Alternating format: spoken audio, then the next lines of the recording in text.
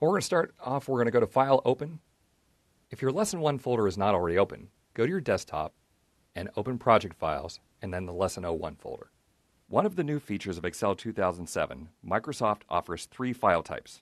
XLSX and XLSM files are much better than the legacy XLSB format because they're smaller and less prone to corruption. Personally, I almost always use the XLSM version of the files as it allows me the flexibility to record a quick macro if necessary. Although you will see me working with both XLSX and XLSM files in this training series, we'll only include regular XLSX files for all the lessons in this training, except Lesson 6. Just note that you will not be able to record any macros in the project files without converting them to XLSM files first. Other than the file name extension, your files are the same as mine. In Lesson 6, you'll have XLSM files that are ready for macro recording. And in Lesson 1, we're going to open the first file, the Advanced Subtotals topic. Advanced Subtotals are a feature that have been added back in Excel 97 and really one of the very powerful ways to quickly summarize data. The Advanced Subtotals feature allows you to take your data set and very quickly add a subtotal for every customer, every region, every product, whatever you need to do. Now, in order to make subtotals work, the data has to first be sorted by that field. So we have a data set here with region, product, date, account, customer, quantity, revenue, cost of goods sold, and profit. And let's say that we want to create a summary by customer. The first thing we would have to do is sort the data by customer. Now, because my data has a heading above every row, I'm able to use the quick way to sort data. First, select a single cell. It has to be a single cell in the customer column, and then go to the Data tab of the ribbon. On the Data tab of the ribbon, we have 2 buttons, the A to Z and Z to A buttons that will sort either ascending or descending. I'm going to choose the A to Z button. And you'll see that our data is now sorted with the first customer alphabetically at the top. Now, before the subtotals command came along, if we needed to add a subtotal for every customer, it would have been really quite tedious. We would have had to hit page down and then find the break between the customers. We could use the insert row command to add a new customer, and then the Autosum function in order to add the totals. You can imagine that if you had 100 or 300 or 500 customers, this would be a very, very tedious operation. Luckily, we don't have to go through those steps. We can create them all in one command using the automatic subtotals command. To start with automatic subtotals, make sure that you have one cell in your data set selected, and on the data ribbon, use the subtotal icon. The subtotal dialog box appears, and initially it always wants to subtotal by each change of the leftmost column. Now in our case, that's the region column. And then it will always want to add the sum function to the field that is the rightmost column. In this case, that's the profit column. Now, of course, none of this matches the task that we want to use today, so we're going to modify some settings in the subtotal dialog box. In the first drop-down, at each change in region, we're going to choose that we want to subtotal at each change in customer. You always want to make sure and look at the use function drop-down. Excel has very strange rules. If the rightmost column happens to be a column that contains text, or even a column that contains blanks, Excel will choose to count instead of to sum. This can cause unexpected results, so always make sure that the second drop-down says sum. And then you have to go through and select the fields that you want to add the subtotals to. In this case, it would make sense to do it to profit, as they suggest, but also cost of goods sold, revenue, and quantity. There's a setting at the bottom of the dialog box for a page break between groups. If you wanted every customer to have its own report, you could choose that option, but right now we're just going to click OK and watch how fast Excel can add the subtotals. There, in just a matter of seconds, Excel has gone through and added subtotals. Let me page down so we can see the break between the first and second customer. There in row 67, Excel automatically inserted a new row for us and added the subtotal commands in columns F, G, H, and I. You'll see in row 72 that Excel added a new total for the next customer, and as I page down through the data set, you'll see that Excel has added subtotals throughout the data set. You'll have to admit that this is much easier than adding subtotals the old way. Basically, in one command, we were able to add 20, 30, 40, 50 subtotals in seconds instead of the process that would normally take hours. Now, once the subtotals are in, there's many very powerful features that we have. The first thing that you have to notice is that there are group and outline buttons to the left of column A. There's 3 new buttons there, the 1, 2, and 3 buttons. And I'm going to press the 2 button to show you the customer summary that we'll get. When I press the number 2 button, I see just the customer subtotals. This is a great report to print to give to your manager if you need to see totals by customer. There's also a number 1 button. When I press that button, you'll see just the grand total. Now, this seems a little silly to me and not quite as useful. When you press the number 3 Group and Outline button, Excel shows you all of your detail rows again. Now, there's many tricks that we have when you have the dataset collapsed to show the number 2 Group and Outline button. When I first saw automatic subtotals, I was so happy that we had this data. I said, certainly we'd be able to take this customer data and copy it to a new worksheet where I would have just the customer totals. However, unfortunately, it doesn't work that way. If I choose the dataset and then use Control-C to copy, create a new workbook, and then Control-V to paste, unfortunately, Excel brings all of the detail rows that were hiding behind the subtotals. This is so frustrating that Excel could give us something as powerful as subtotals, but not a good way to copy just the subtotal rows. Well, it turns out that there is a way, although it's very, very, very obscure.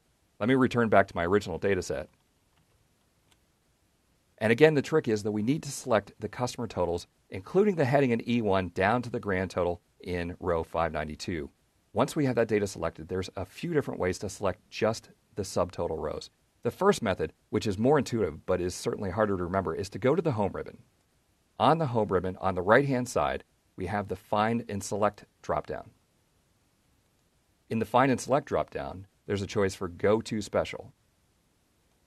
The Go to Special dialog is one of the most powerful dialog boxes, and it's really hidden. The Go to Special dialog box allows you to, for example, choose all of the cells that have formulas, all of the cells that are blanks, all of the cells that are precedents of the current cell, the last cell in a data set, or what we need in this very case is visible cells only. Now, when I select visible cells only, you can barely make out that Excel has added little white bands between the hidden rows. This is saying, hey, there's data back here that's hidden that's currently not in our selection. Now, when I use Control-C, you'll actually see that we've selected just the individual rows. I can now go to my new workbook and paste to get just the customer totals. Now, what you find interesting is, of course, they changed those live formulas in the customer total lines to be values. And when you think about it, really, that's the only choice that Microsoft had when they're taking just the customer total rows. So, very cool way to take just the customer totals from the number 2 Group and Outline button and get them out here to a brand new worksheet. You can now send this worksheet off to a manager or to whoever needs to see totals by customer. Let me switch back to my original data set. The second tab of this workbook is the Array Formulas tab. I'll do Control-Page down to move to the Array Formulas tab. This data set is slightly different. It has region, product, date, quantity, unit price, and unit cost. I remember when I learned about array formulas, back at my day job, I had a vice president of marketing who sat 2 doors down from me. Now, that's a dangerous combination. You have a vice president using Excel and a person from marketing using Excel. And he came down to me and he said, hey, look, I have 5,000 rows of this data. I have quantity and unit price. I need one formula that will multiply all of those and sum them up. Well, you know, being versed in Excel, I was ready to go over to column G, enter a new formula in G2 that would multiply quantity times unit price, copy that all the way down, and add the sum. And he stopped me. He said, no. You're adding 5,000 formulas. I want one single formula. You know, you have to understand at this point, I'm already Mr. Excel. I've been running MrExcel.com for a while. I looked at the vice president and said, you know, there's really no way to do that. Well, from the other direction, 2 cubes down, kind of like a gopher popping his head up over the cue ball, fella says, hey, there's a way to do that. And he proceeded to write this formula. Take a look at this formula. I'm going to choose cell E48 and hit F2 to edit. He wrote a formula that said we're going to take the sum of the rectangular range, D2 to D46, and multiply that range by the rectangular range E2 to E46. Now, if you've been using Excel for any time at all, you know that that formula is completely invalid. I looked at this fella and said, you're crazy. There's no way that'll work. And I reached across the keyboard and I hit the Enter key. And sure enough, we get the value error. It's not a valid formula. But here's the secret. Excel has a whole separate kind of formula called array formulas. These are secret super formulas that actually can do the 45 multiplications and total them up. If, as in this case, we had 5,000 rows of data, it could do the 5,000 multiplications and add them up. Now that we're in Excel 2007, it could do the 1.1 million calculations and add them up, but you have to know the secret. Let me go back up and select this original formula. I'm going to hit F2 to put it back in edit mode. So we're taking the sum of this rectangular range times this rectangular range. The secret, in order to have Excel understand that this is a super formula, is to hold down 3 keys. You have to hold down the Control key, the Shift key, and then finally hit the Enter key. Control, Shift, Enter tells Excel that we've created a super formula. an array formula. And you'll notice that in the formula bar, Excel has put curly braces around the formula to tell us that it's an array formula. These are incredibly powerful formulas, and most people have no clue that they're there. Now, the one gotcha that I have to warn you about is that this formula is very memory intensive. It's great here where I have 1 or 2 or 10 or 12 of them. I once tried to build a spreadsheet where I had 5,000 of these formulas, each one taking 50,000 rows of data. If I hadn't turned the computer off, it would still be calculating to this day. So they're great in moderation. The thing you have to be careful of is you don't want to have hundreds of thousands of these. They will take forever to calculate. Find some other way to solve the problem. Excel calls these array formulas. Array formulas bring back horrible memories of algebra or some calculus, things that I just don't want to think of. So I rename these formulas as CSE formulas. It's a CSE formula, Control-Shift-Enter formula.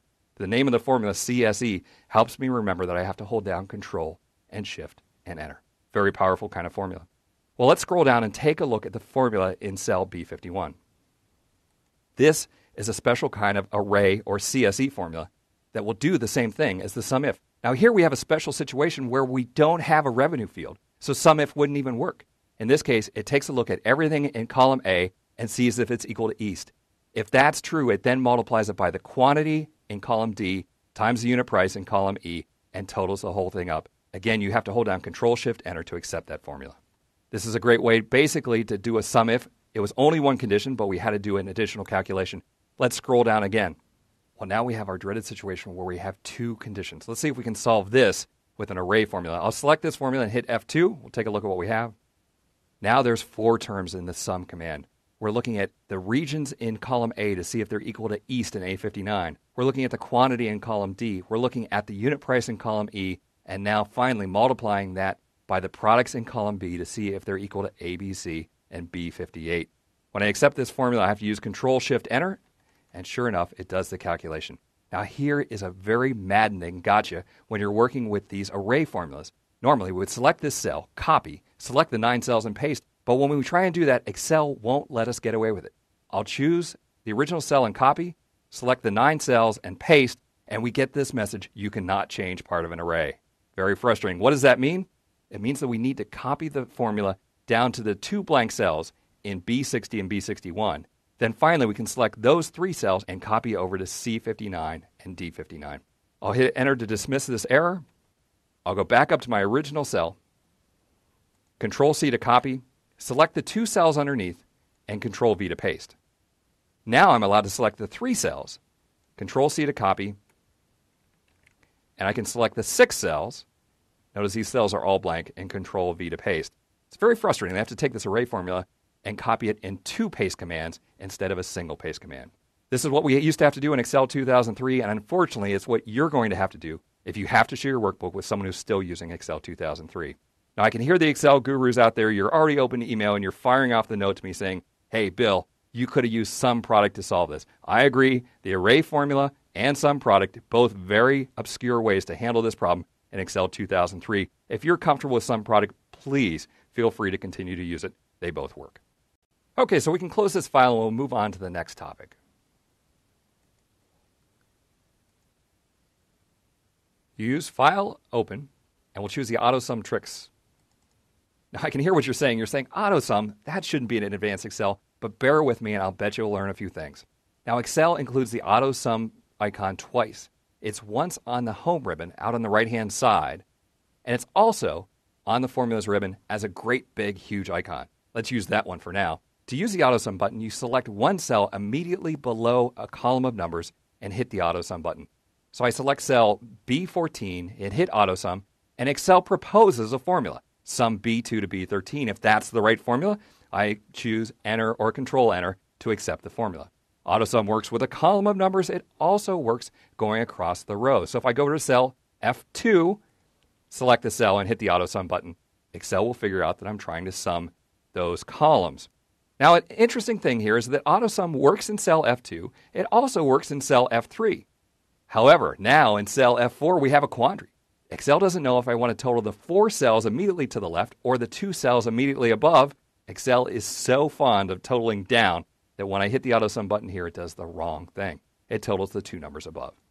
When that happens, when Excel proposes the wrong range, you need to take the mouse and highlight the correct range. and choose Enter. You're good to go. Well, that's the way that most people know how to use Autosum. I need to talk about a few gotchas, things that you have to watch out for. If we scroll down so we can see the next data set. In this case, instead of quarters, Q1, Q2, Q3, Q4, I have years, 2004, 2005, 2006, 2007. While to Excel, those numeric years look just like the numeric data, for example, in cell B19. If I select cell B31 and hit the Autosum button, I can either use the Autosum button or the shortcut key, which is Alt equals. Now Excel proposes a formula that's completely wrong. It's proposing a formula that includes the year heading. This would be a big problem if you're not paying attention and you just accept the Autosum, so you should be aware of when Excel is not going to get the Autosum right and correct it using the mouse. In this case, I'm going to select from B19 down to B30. Good enough. Let's scroll down again. I'm going to show you a great trick where we can enter all of our Autosum formulas at once. Rather than selecting a single cell, I'm going to select all 4 cells underneath my total area. Hit the Autosum button, and instead of proposing a formula, Excel automatically enters all 4 Autosums for me. Now you'll notice here that I have Q1, Q2, Q3, Q4 as headings instead of numbers, so I knew that it was going to work. Pretty amazing, isn't it? Let me show you something even more amazing. I'm going to hit Control-Z to undo.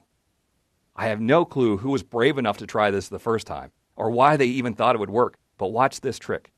I'm going to select all of my numeric cells, plus 1 extra column, plus 1 extra row. Now, you would think that hitting the Autosum button here would completely destroy all of my numbers, but Microsoft Excel is smarter than that. It adds the Autosums all along the right-hand side and all along the bottom. Amazing. I think it's pretty cool that Microsoft thought far enough ahead to program that in. All right, let's scroll down again. You know that we've been using Autosum to add sums, but what if we need to create an average, the average revenue per quarter? If I select this range, you'll notice that the Autosum button is not just an Autosum button, but there is a drop-down underneath the Autosum button. Let's see what's under the drop-down. In addition to sum, we can auto-average, auto-count, auto-max, or auto-min. I'm going to choose average from the drop-down, and Excel will create average formulas instead of sum formulas. Okay, now I have one more Autosum trick for you, but we have to go on to the next file. I'm going to use File Close to close this file, and then use File Open to open the Autosum Tricks 2 file. Now in this case, we're going to create an Autosum of just filtered records. If you've been using Excel for a while, you might know this as the Autofilter function. In Excel 2007, it's now just called the Filter function. Go to the Data ribbon and choose the Filter button. Excel adds a drop-down to every heading. For example, let's go to the Customer drop-down in E1, and we can choose to see the totals for just one particular customer.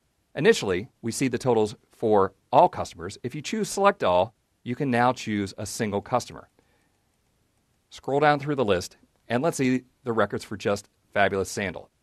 Click OK, and Excel will filter the data set to show us just the matching records. Now here's where the Autosum takes a really cool turn. If you put your cell pointer in the first blank cell underneath the data, so here in cell F565, and then go back to the Formulas ribbon and use the Autosum button. Instead of creating a sum function, like it did all the other times, it switches over and uses the subtotal function. The subtotals function has the fabulous effect of being able to ignore rows that are hidden because of a filter. Choose Control-Enter to accept this formula, and I'll copy to the right by dragging the fill handle. So you see that this customer had $41,614 of revenue. If I choose a different customer from the drop-down,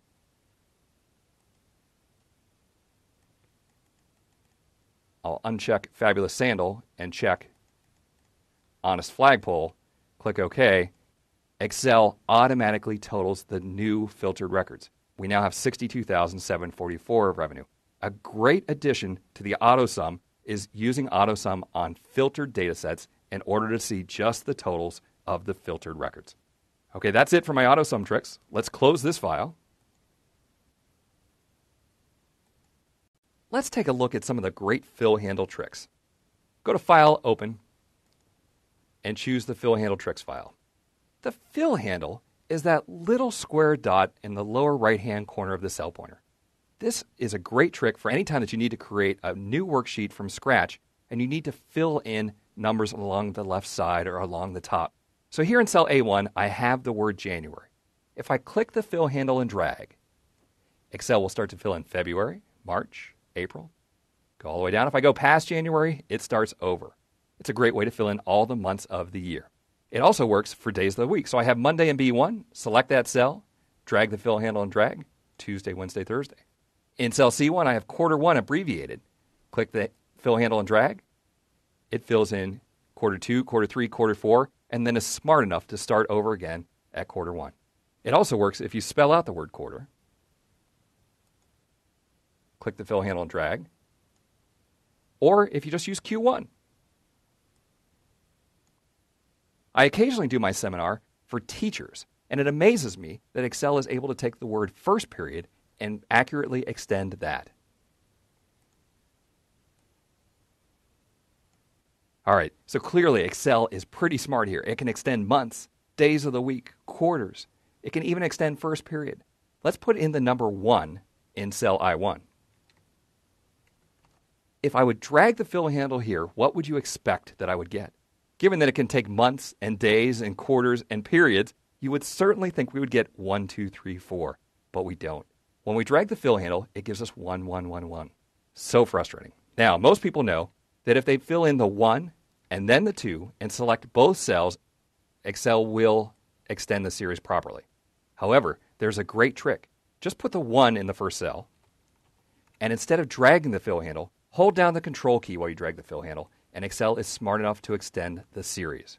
This trick works with dates. Use Control semicolon to put in today's date. Drag the fill handle, and it'll fill in tomorrow, the next day, the next day, the next day. My favorite trick involving dates is filling just weekdays. If you happen to work in a job where you work Monday through Friday, Microsoft has added a great feature for you.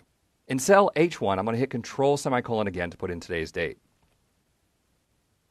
Now this cell was previously formatted to show me the long date, and the column is not wide enough. To make the column wider, we want to double-click right here between H and I. There we go. There's today's date showing the complete value. The reason I want to show the Monday here is to show how the weekdays works. Instead of clicking and dragging the fill handle, I'm going to right-click and drag the fill handle. The tooltips pretend like it's going to fill in Wednesday, Thursday, Friday, Saturday, Sunday. But when I let go, a new context menu pops up, and I can choose Fill Weekdays. In this case, it will fill in Monday through Friday, skip the Saturday and Sunday dates, and go ahead to the next Monday. Now again, we still have some values that are wider than the column, so I'll want to double-click between H and I to make the column wider. The fill handle is brilliant for all of these built-in lists. But I bet at work, you have some lists that Microsoft never even thought of. Let's say that you worked at a shop that sold bagels, and continuously you had to type a list of all your different bagel types. You can set this up as a custom list in Excel. I'm going to choose one cell and type my list of bagels. This is the list of bagels that I would probably type 10 times a day, day in and day out.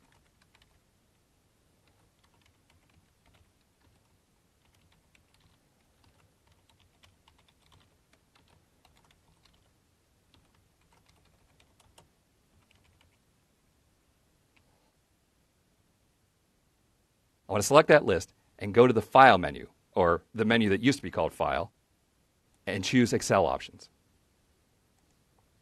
On the left-hand side, we have many categories, and it starts out on the popular category, which is the right place. Choose the Edit Custom Lists button.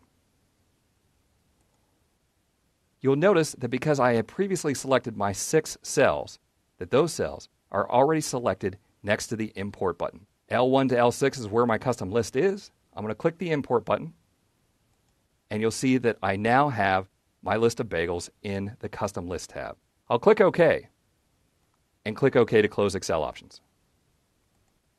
Now that I've done this, my list of bagels becomes a valid list that works with the autofill handle. For example, let me type any bagel type in cell N1. When I click the fill handle and drag, Excel will automatically extend my list to include the other bagels.